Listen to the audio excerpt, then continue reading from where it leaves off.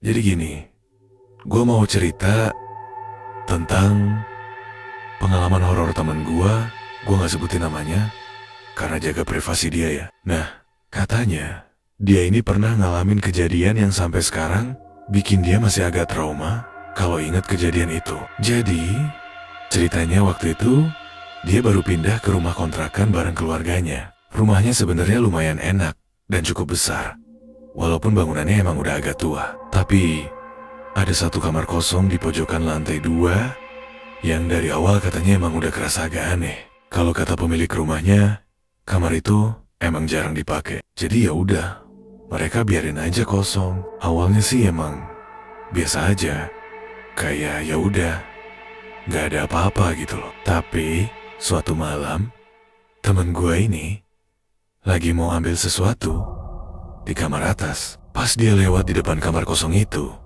dia ngerasa ada suara kayak ketukan pelan gitu. Waktu denger ini, jujur gue udah mulai panik sih. Nah, temen gue ini mikirnya mungkin cuma suara kayu atau atap gitu kan. Jadi ya udah, dia cuek aja.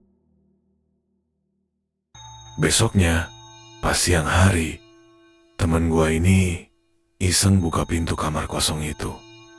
Dan ternyata, di dalamnya ada sebuah boneka. Kata temen gue, itu boneka perempuan, terus pakai gaun putih. Rambutnya panjang, lusuh banget.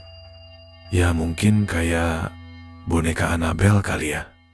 Gue juga gak tahu sih, karena gak pernah gue lihat sebelumnya. Nah, yang bikin mereka heran, kemarin pas mereka pindah, dia yakin kamar itu kosong banget, gak ada apa-apa. Temen gue udah mulai merasa aneh, tapi ya udahlah, dia coba buat berpikir positif lagi. Dia taruh aja bonekanya di atas meja yang ada di dalam kamar itu. Sampai suatu malam, dia dengar suara langkah kecil dari arah lantai 2. Padahal semua orang udah tidur. Nah, dia coba buat keluar kamar pelan-pelan, ngintip ke arah kamar kosong itu. Dan yang bikin merinding adalah pintunya tiba-tiba kayak buka dikit. Dia makin panik pas sadar boneka itu gak ada lagi di atas meja.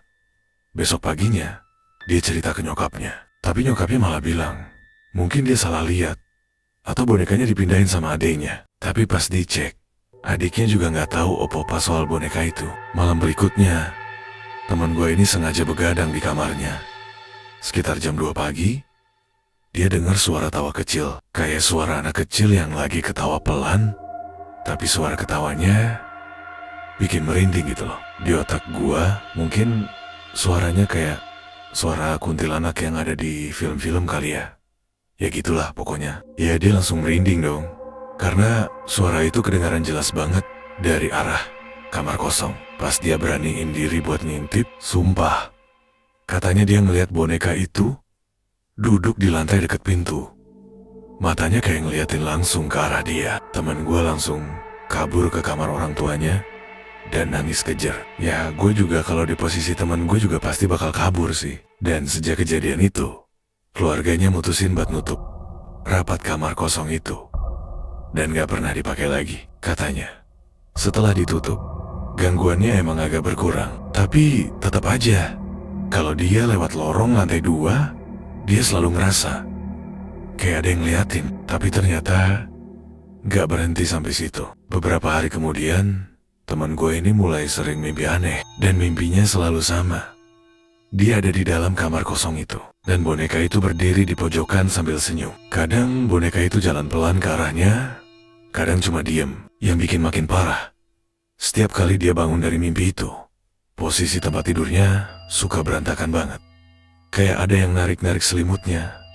Di malam hari, suatu malam, teman gua kebangun karena ngerasa kayak ada yang duduk di ujung kasurnya. Dia buka mata pelan-pelan, dan dalam remang lampu tidur, dia ngelihat sesuatu yang kayak rambut panjang jatuh ke arah kakinya. Dia gak berani nengok, cuma bisa nutup mata dan doa terus, sampai akhirnya ketiduran. Yang bikin makin aneh, beberapa minggu kemudian pemilik rumah datang buat ngecek kondisi kontrakan. Pas nyokapnya cerita soal boneka itu, pemilik rumah diem lama. Terus dia bilang Oh, boneka itu ternyata masih ada ya. Padahal waktu dulu anak saya meninggal di kamar itu, bonekanya udah saya buang. Boom!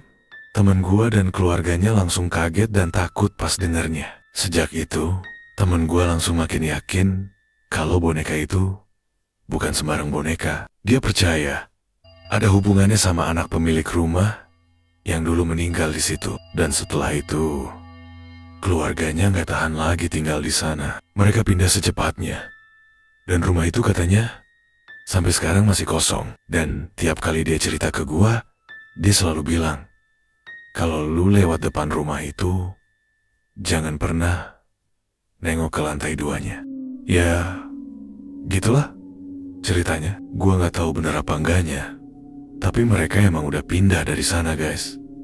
Dan setahu gua, mereka emang gak lama tinggal di sana. Kalau nggak salah, nggak nyampe setahun deh. Ya udahlah ya, kita cuma bisa dengerin aja.